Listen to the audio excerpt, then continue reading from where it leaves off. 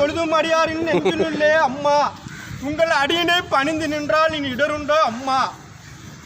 அம்மா, நாங்கள் காலம் ஃபுல்லாக 18 வருட காலமாக நாங்கள் பணிபுரிந்து வருகின்றோம்மா. எங்களுக்கு நீதி கிடைக்கவில்லை அம்மா. கொடுமைக்கு கொல்லி வைக்க கொதிதலே வேண்டாம்மா அம்மா. இப்படியே போகும் அம்மா. எங்கள் டாஸ்மார்க்கோட வாழ்க்கை மாறும் அம்மா. ஐயா, டிஎஸ்பி வந்தாங்க, ஏஎம் வராங்க, டிஎம் வராங்க, எஸ்ஆர்எம் வராங்க.